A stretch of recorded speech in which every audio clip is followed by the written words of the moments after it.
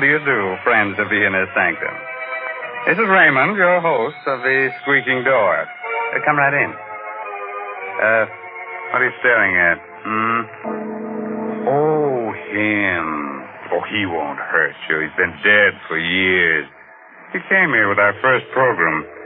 Said nothing could scare him. I've been using him for a doorstop ever since.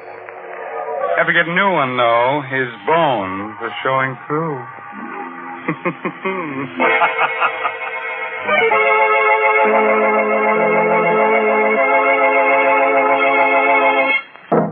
My friends, did you know that this is a bad winter for our ghost friends?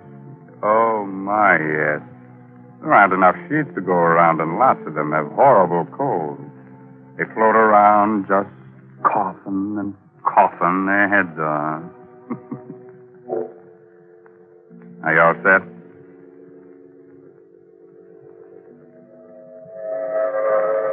The Coast of Maine Express is already an hour out of Boston.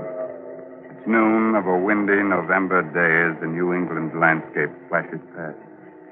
On the train, the crowds of servicemen, doting mothers, babies, salesmen, and a man who was this day acquitted of murder because the police couldn't find the body. Richard Fenner sits alone, the suspicion of a smile tugging at thin lips that whisper what his eyes follow on the paper he reads. Body of Ole Sventorg, color chemist of Satan's Point, Maine, still unfound.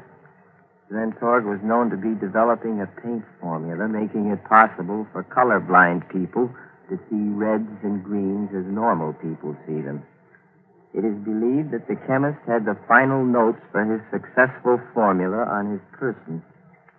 Richard Fenner, youthful assistant, on whom Sventorg tested his pigments, admitted he may have killed Sventorg in a fit of temporary insanity induced by the experiments. He was found in a dazed condition with blood on his hands on the day of the chemist's death. Hello, friend. Anybody sitting here? No? Good. Have a peanut? No, thank you. Best food in the world, peanuts. Always eat them. Name's Botts, friend. Jasper Botts. Travel for Goodman's Steak Store. Don't feel like talking, huh? Got some thinking to do? Well, that's all right. I'll just read a while. Idiot. I've done my thinking.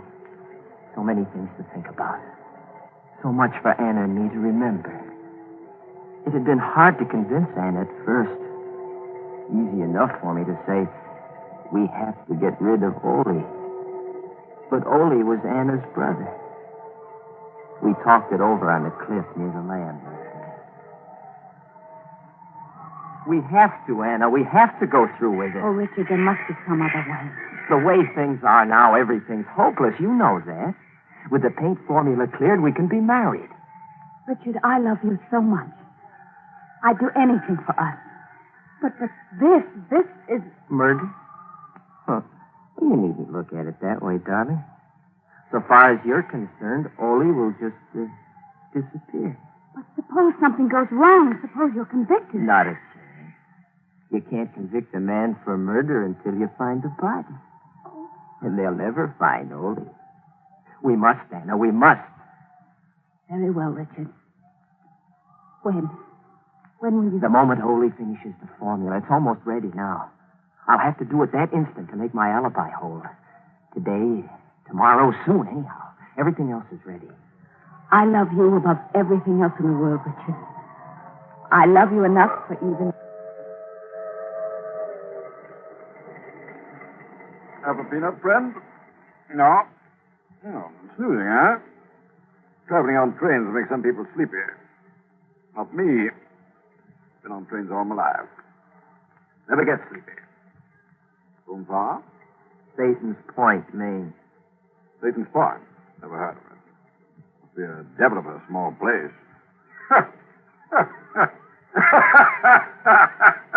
What I said. Satan's Point. Devil of a small place. Good, huh? Have a peanut? Devil of a place. Devil of a place. Devil of a place. Devil of a place it was that day. Devil of a place. We went over every detail again and again until our story was perfect. A lot depended on the story we constructed. A lot depended on telling it well. I told it well. To the police in Maine and to the alienists in Boston. I started the story with the morning of October 11th in Ole's laboratory. Hold on. This is my last mixture. It will be ready in a few minutes, and I want your eyes to be well rested. Think you've got it this time, Ole? Now, there's no longer any doubt. When these pigments are mixed, I will paint a square board. It will look like a dirty green to my eyes. And to mine? To yours, and those of millions of others who are colorblind. Red. Red that you have only imagined till now. Red of the rose, red of a sunset, red of fire, red of blood. I put the blindfold on. I could sense Ole's tenseness. He'd worked 15 years to make this moment arrive. This is from all I can see. A miracle is about to take place. But I confess to one great fear. What's that, Ole? I'm not afraid the formula is wrong. I'm afraid for you. For me? Yes. I have to warn you, Richard. I don't know. No one knows what mental reaction takes place when a person who's never seen color before suddenly does. You mean that I could be affected? You could be. You see, red excites even normal people. It vibrates in the brain. With you. Let's have a look, Ole. Now, Richard, when you take the blindfold off, look straight ahead of you. The board is right before your eyes. Look, Richard. And when you do, start talking right away. I want your immediate reaction. Okay, here goes. Look. See, Richard. Look, it's red. Look. Hey, talk, Richard, talk. Something I couldn't. It's hard enough to recall the little that I do. I was staring straight ahead of me at a square board.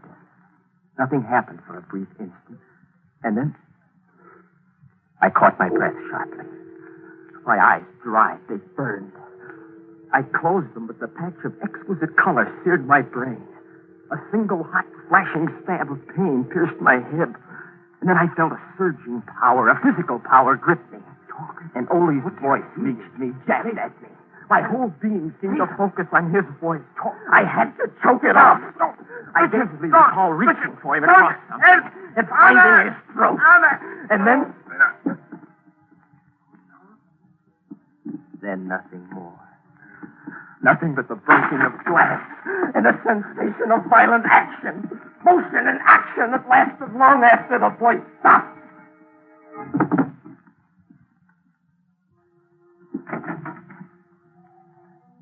Then I felt cold air lashing at me. I was carrying something limp and heavy. There's a point of rock outside the house. It juts over the sea. I stood there for I don't know how long. The first clear thing I recall is identifying Anna's voice coming towards me. Richard! Darling, what are you doing? Richard! Your hands!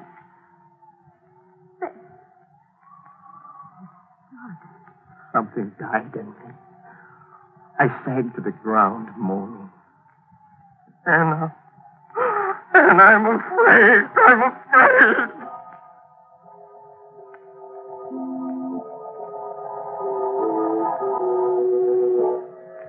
Well, that was my story. That's what I told them all. They didn't believe me, so what? They didn't find Ole. Anna told her own story as well, about coming back from town in the station wagon, finding me on the rock with blood in my hands. In the time they searched the house and the grounds, they came close, too close, just once. It was the day they gave up the search. I was standing in the yard with the guard when the inspector called me over to the little meat house near the cliff. Well, they'd been through it before, but the inspector held something in his hand. You sure in your day's meanderings you didn't come near this meat house, Fenner? Well, I can't be sure of anything, Inspector. I don't think so. Why? There's no felt hat I overlooked before. Got the initials OS stamped in it. Holy hat. I left it out. Was our whole plan going to be upset by a hat? Right, Fenner? It's Ole's. He always wore it out here when he worked on his meat. No? And the blood on the brim? Well, look around you for the answer to that one. Ole was proud of his larder. He just hung 2 quarters of beef the other day for aging. Right over there, see? It was fresh killed stock. Blood probably came from that. Yeah, we'll have the blood tested anyhow. All right, Fenner. You can go back now. I walked away a little elated. Habit's a funny thing. It plays tricks, even on detectives. People are used to thinking of bodies as being so many feet long, with 2 legs, 2 arms, and a head.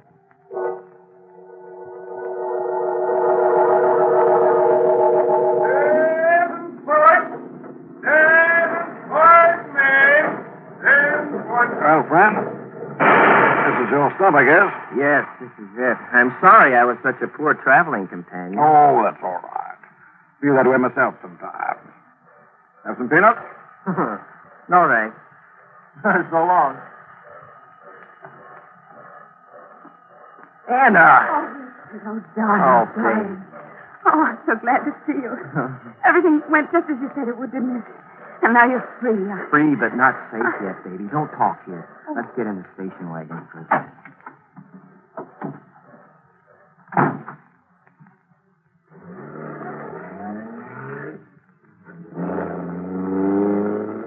None of the papers believed our story, did they? No, and it's just as well.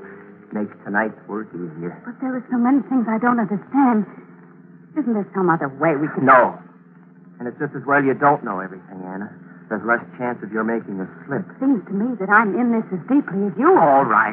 I'll tell you this much. The papers played up the fact that Ole had the final formula on his person when he was killed. The formula we thought was on the lab table, right? Yes. Well, that leaves 2 things I have to do. I have to search Ole's clothing for this thing, and, well, the other thing should be obvious. Oh, don't, Richard. You talk about those things so coldly. Well, it's a cold subject, isn't it? I see the house now. Put your lights off. Did you make the phone call I told you to? Yes, the man said all arrangements had been carefully made. He said the rest was up to you. You wasn't serious. Okay, pull up by the garage.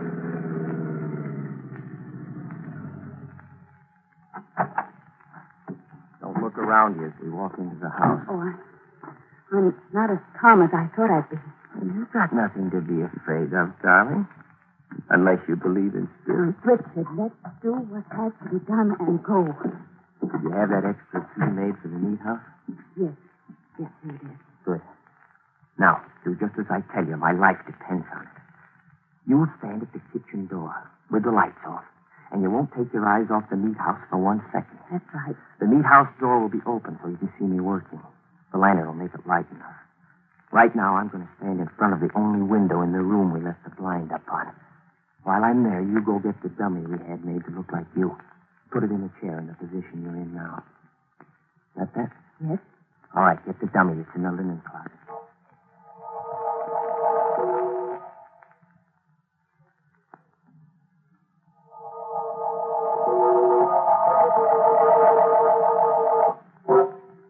Are you sure it's arranged naturally? It looks a lot more natural and comfortable than I am. Good. Now crawl below the window level into the kitchen.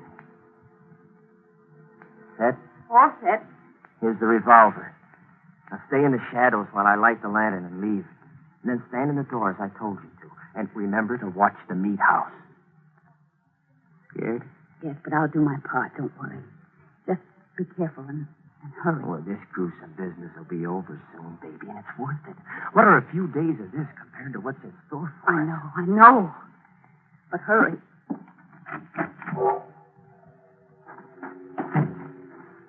Well, this is it. Now I must work carefully. The meat house. Boy, this metal's bet Ole is, too. Now, let's see. Put the lantern here. So. And it's the 3 sacks on the meat hooks on the left side.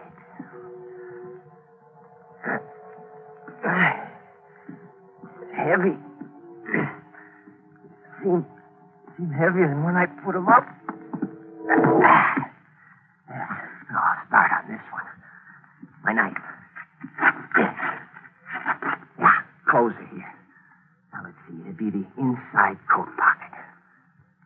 Yes, here it is. Here's the... You. Hello, friend. Have a peanut? You were on... That's right. I was on the train. I got on because you did. And I got off because you did. Small world, huh? Yes, isn't it? Let's see. Didn't you say your name was Jasper Botts? Yeah. Good memory you've got. I see you finally remembered where you hid poor Sventog's remains. What do you want, Botts? See? I can crack peanuts with one hand. Good, huh? Just telling you in case you think it might spoil my aim. For your little partner in crime sitting comfortably back in the house, waiting for you to finish your business here. What do you want, Botts? You and the formula, my friend. I followed your case very carefully. When I first read about you in the papers, I said to myself, now there's a very clever young operator. He's fibbing when he says he threw Sventog's body into the sea. So? So. Wouldn't take a chance on its turning up on some shore. That would convict you. No body. No murder, eh, fella? You're right, Botts. Then when I read that Sventog's formula was on him when you murdered him, I knew you'd have to get it from the body before, destroying the corpus delicti. Simple? Hmm? All right, Botts. Put the cuffs on and let's go. Oh, gosh. I see you don't understand. I'm not a detective. And you're not going anywhere. Anymore. All I want is the formula. Oh? That's how it is. Mm-hmm. That's how it is. Why? Why what? Why am I going to kill you? Because that's life insurance for him. My business. Why do I want the formula? Well, I tried to buy it from Sventog about a month ago. We knew he had it just about finished, but he turned me down. So you read about the murder, figured out that I was after it, and now you want to take it away from me. It's pretty low, Botts. Yeah. Well, you see, I can get a much better price for it than you can. Some friends of mine think it would be a valuable asset in counter-camouflage, making targets in this country. Clever, hmm? Don't move a muscle, Mr. Botts. You? That little round thing in your neck is the muzzle of a .38. Just open your fingers very slowly and drop the gun. That's it. Now stand still. All right, Richard. Good girl. Now I'm taking over, Botts. Nice Luger your friends gave you. Mm-hmm. It is a nice gun. I hope you won't hang me on those hooks, Anna. Oh, no. No, I've got other plans for you. Annie, you feel all right? Yes, I'm all right. Just that thing on the floor. Yeah, I know. Well, don't look, darling. We're going back to the house now. And look, Botts, no brakes, please. You'd make a heavy corpse to drag from here.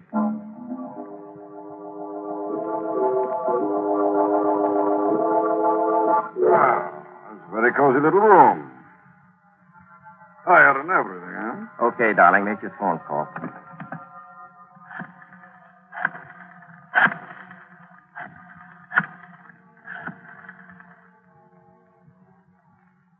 Hello? Hello, Mr. Walsh?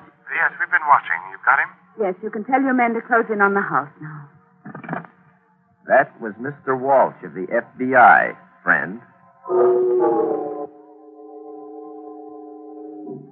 Who's piece of work all the way through, Richard. Yes, sir. My first and last case, Walt. Well, we don't usually call on outsiders for help, you know, but this was such a natural. The boss is apparently the man who's been dodging us so successfully. He's one of the Nazis' best men over here. Slippery fellow. Yeah. When you and Mr. Sventor came to us a month ago about the suspiciously high offer you'd had for the formula, it sounded like our man. He's got lots of dough to play with. But why the elaborate story of murder and intrigue? Well, making Richard here out to be a murderer took away the suspicion of a trap. We knew Richard would be released, no matter how phony the story he gave, because the police wouldn't find Mr. Sventork's body, of course. We knew the man we wanted would follow Richard here as soon as Richard was freed to get the formula. But we didn't have the slightest idea of what he looked like or who he was. Now, you know. Well, I admit that was clever. My friends will be disappointed. And the son of a gun sat next to me on the train for 8 hours. A dull trip, wasn't it?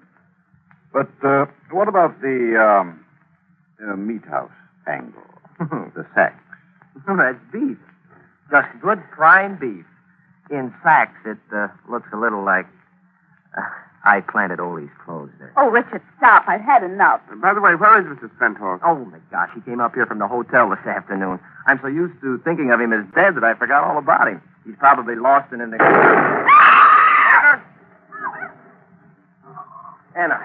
Anna, you all right? Yes, I'm all right, Richard. Just shook me up, but Richard! Richard, the laboratory! Oh! All right, you still have Bart, Mr. Walsh. Hold on to him. I'll take a look in the lab. Go ahead, Tanner. Ole, where are you? Ole! Ole. Here, Richard. I'm all right. It's just my leg. Light a match so we can see. Yeah, sure. Hurry, Richard. I want to see what's wrong. Light a match. I'm holding a lit match, Ole. Oh. Oh. I see. Your eyes, Ole. Richard! Richard, He's all right, Anna. I'm bringing him out now. He's all right, yes. But never again to see the red of a rose. The red of fire. The red of a sunset. The red of blood. Ole's formula brought color to millions. Now, he's blind.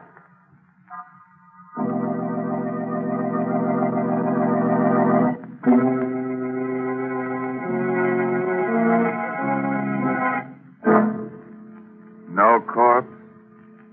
Oh, my. No corpse. Well, a corpse, man. Will somebody pass the peanuts? Listen, you. Yes, you over there. Are you sometimes green with envy? You ever go into a purple rage? Are you yellow? You are. Oh, well, don't worry about it. You've got what the writers call a colorful personality. Or maybe you're just a rainbow. By the way, this month's Inner Sanctum mystery novel is Puzzle for Puppets by Patrick Quentin. Well, now it's really time to close that there squeaking door until next week at this same time. So, good night. Pleasant dreams.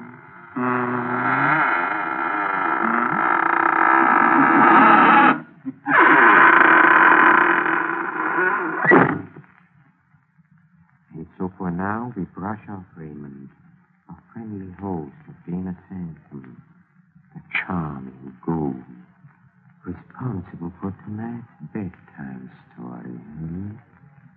Yes, let's shake that inner sanctum dust from our heels and point them in the direction of the green room and a quick listen at the door. Yes, our players are there, rehearsing the next performance in a mystery playhouse. Follow me, please. Come. Come. Come.